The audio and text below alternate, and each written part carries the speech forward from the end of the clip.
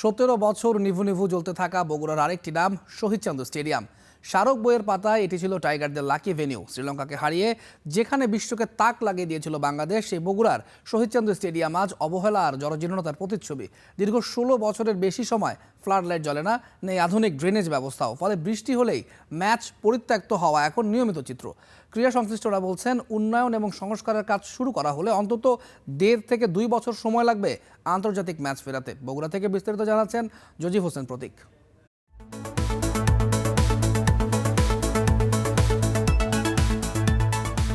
স্মারক বইয়ের পাতায় চোখ বুলালে মনে হবে এটি কোনো বিশ্বসেরা ক্রিকেট ভেন্যু। ক্লাইভ লয়েড থেকে শুরু করে ওয়াসিম আকরাম, মহেলা জয়াবর্ধনা কিংবা ইংল্যান্ডের রবি বপরা বগুড়ার এই শহীদ চান্দু স্টেডিয়ামকে প্রশংসায় ভাসিয়েছেন কিংবদন্তিরা।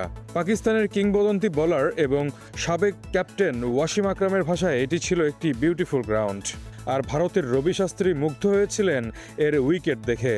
অথচ একসময়ের লাকি ভেন্যু হিসেবে পরিচিত এই মাঠ অবহেলা আর অবকাঠামোগত সংকটের এক করুণ প্রতিচ্ছবি।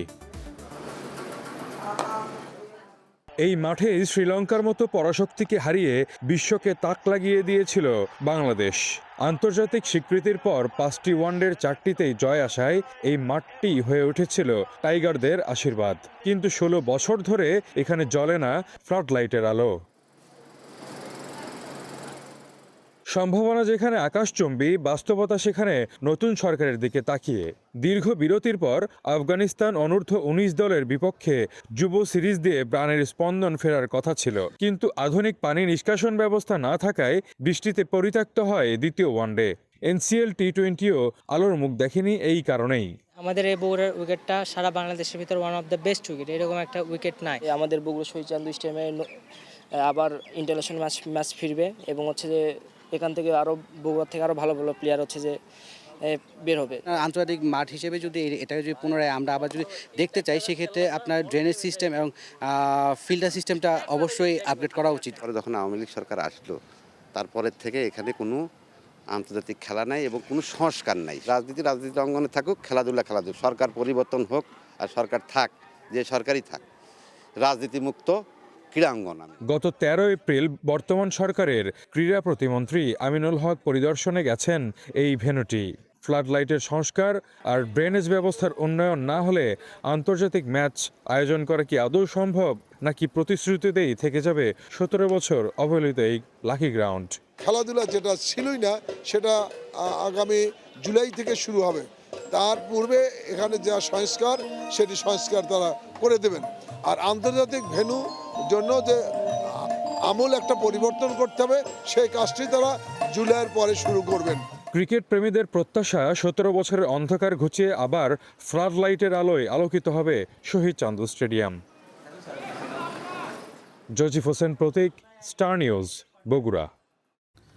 এই মুহূর্তে যেতে চাই বগুড়ায়। শহীদ চান্দু স্টেডিয়াম সংস্কারের বিষয়ে বিস্তারিত জানতে চাই। আমাদের সাথে যুক্ত রয়েছেন বাংলাদেশ জেলা ও বিভাগীয় ক্রীড়া সংগঠক অ্যাসোসিয়েশনের সদস্য সচিব সৈয়দ আমিনুল হক জামান সজল।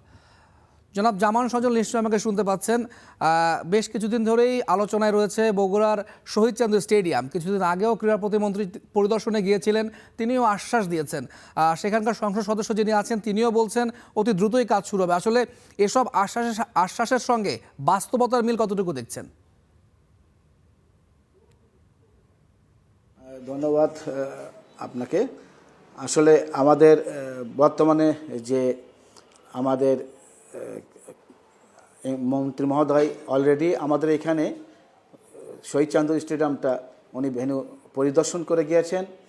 ইনশাল্লাহ আপনি তো দেখতেই পাচ্ছেন, বর্তমান সরকার ক্রীড়ার ক্ষেত্রে যথেষ্ট তারা এখানে করছেন।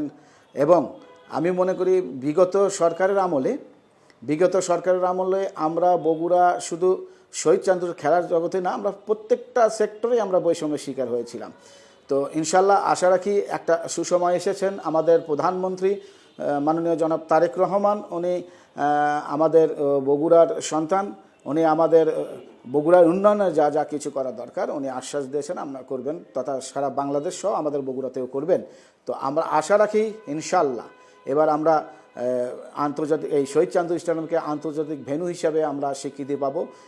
এর মধ্যেই আমাদের কিছু এনএসি এবং বাংলাদেশ ক্রিকেট বোর্ড আমাদের শহীদ চান্দু স্টেডিয়াম ওনারা পরিদর্শন করে গিয়েছেন এবং গত 22 তারিখে আমরা এই জাতীয় ক্রীড়া পরিষদে এনএসি এবং বিসিবির কর্মকর্তারা ওনারা বসেছিলেন এই কিভাবে এই স্টেডিয়ামকে আমরা আবারও আন্তর্জাতিক পর্যায়ে ফিরিয়ে নিয়ে আসতে পারি। তো সেখানে ওইখানে আলাপ হয়েছেন যে আপাতত এইটা একটু সময়ের ব্যাপার, হ্যাঁ, হয়তো 1 থেকে 1.5 বছর লাগতে পারে, কিন্তু আগামীতে ক্রিকেট বোর্ড যেটি বিসিবি থেকে ওনারা বলেছেন যে আগামী জুলাই মাসে একটা নারী বিপিএল করার চেষ্টা করছে। সেইটাকে সামনে রেখে যতটুকু স্টেডিয়ামের সংস্কার করা দরকার তারা অলরেডি হাতে নিয়েছেন, তারা করবেন, আশ্বাস দিয়েছেন আমাদেরকে। আর মোটামুটি আমরা আবারও স্মরণ করছি আমাদের মরহুম আরাফাত রহমান, দেশের বরেণ্য ক্রীড়া সংগঠক। উনি আমাদের এই বগুড়ায় ওনার প্রচেষ্টাটায় এবং বাংলাদেশের ক্রিকেটের রূপকার আরাফাত রহমান কোকো, উনি এই স্টেডিয়ামকে তার তত্ত্বাবধানে প্রায় 7 মাসের মধ্যেই এই বগুড়া শহীদ চান্দু স্টেডিয়ামকে আন্তর্জাতিক স্টেডিয়াম হিসেবে উনি গড়েছেন এবং স্বীকৃতি পেয়েছেন আইসিসি থেকে ইন্টারন্যাশনাল ভেন্যু হিসাবে। তো বিগত সরকার আমরা খেলাধুলা থেকে বগুড়া একদম বঞ্চিতই ছিলাম ফ্যাসিস্ট সরকার থেকে, তবে আমরা আবারও আশা দেখছি, আমরা বগুড়াবাসী উজ্জীবিত। ইনশাআল্লাহ আগামীতে আমরা এই স্টেডিয়ামে শহীদ চান্দু স্টেডিয়ামে আমরা অবশ্যই আন্তর্জাতিক ভেন্যু দেখব এবং জাতীয় আন্তর্জাতিক পর্যায়ে এখানে খেলা হবে ইনশাআল্লাহ, আমি এই আশা রাখি। আমিনুল হক জামান সজল, আপনি একজন ক্রীড়া সংগঠক এবং বাংলাদেশের জেলা এবং বিভাগীয় ক্রীড়া সংগঠক অ্যাসোসিয়েশনের সদস্য সচিব। উত্তরবঙ্গের জন্য শহীদ চান্দু স্টেডিয়ামটা আসলে কতটা গুরুত্বপূর্ণ বলে আপনাদের মনে হয়? অবশ্যই গুরুত্বপূর্ণ, যেহেতু উত্তরবঙ্গের প্রবেশদ্বারই হচ্ছে বগুড়া জেলা এবং আপনি দেখেন এই যে আমাদের উত্তরবঙ্গে এই 16টি জেলা আছে, তার মধ্যে মধ্যস্থতল এবং এই বগুড়া শহরটিকেই, এখান থেকে আপনি রাজশাহী বলেন, দিনাজপুর বলেন, একদম মিডল পয়েন্টে এই বগুড়া। অতএব এই বগুড়া জেলা অত্যন্ত গুরুত্ব বহন করে সব ক্ষেত্রেই আমাদের এই বগুড়াটাকে।